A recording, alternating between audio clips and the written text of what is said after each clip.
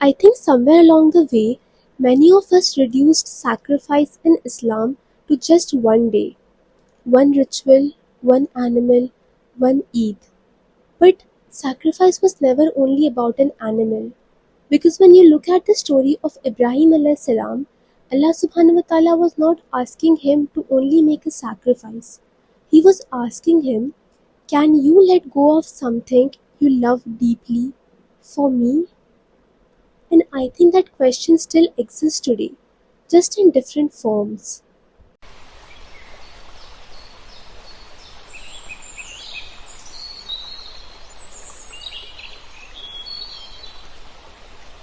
Hi guys, welcome back to this channel. My name is Mahmouda, and in today's video we are going to talk about what sacrifice actually means, at least my understanding of it, okay?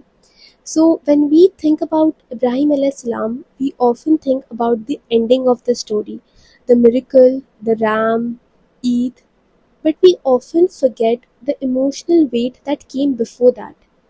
Ibrahim alayhis salam waited years for a child. Imagine loving something so deeply after longing it for so long and then being tested with it. And yet he still submitted.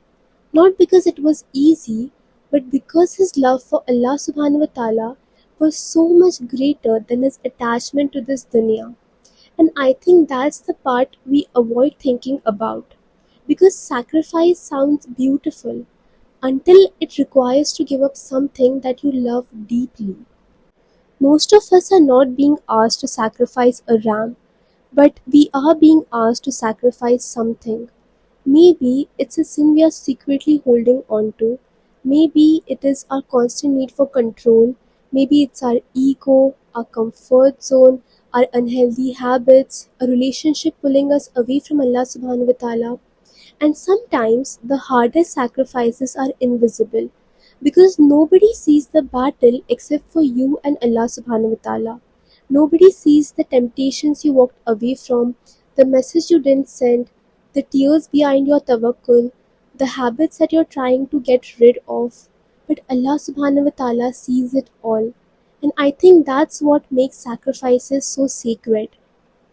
We live in a world that constantly tells us to protect your comfort, to do whatever feels good, to never struggle. But Islam teaches us something deeper. Growth often requires sacrifice. Jannah itself is sacrifice. And it's not because Allah subhanahu wa ta'ala wants hardship for us, but it's because some things cannot grow while we continue feeding every single desire that we have.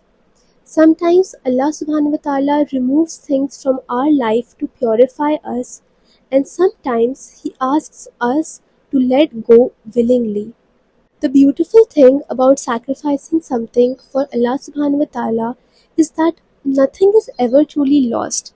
I mean, you feel like you lose something temporary, but Allah subhanahu wa ta'ala replaces it with peace, or clarity, or barakah, or a version of yourself you would never have become otherwise. Ibrahim alayhis salam thought that he was losing something beloved, but Allah subhanahu wa ta'ala was preparing him for something greater. And maybe some of us need to trust that too. Maybe what Allah subhanahu wa ta'ala wants us to let go of is not as a punishment. Maybe it's protection. Maybe it's purification. Maybe it's preparation. So this Eid, don't just think about what's being sacrificed externally. Ask yourself, what is Allah subhanahu wa ta'ala asking me to sacrifice internally? Because maybe the real meaning of sacrifice was never just about the animal. Maybe it was always about the heart. That is it for today's video, guys. I hope you liked it. I hope you got some points away from it. The next video that I will be making is going to be some practical takeaway points on what you can do during these 10 days to get the maximum benefit out of these days and to become a better version of yourself. So just stay tuned, subscribe to the channel if you haven't already, and may Allah subhanahu wa ta'ala give us the strength to let go of the things and anything that is distancing us from Him. Ameen.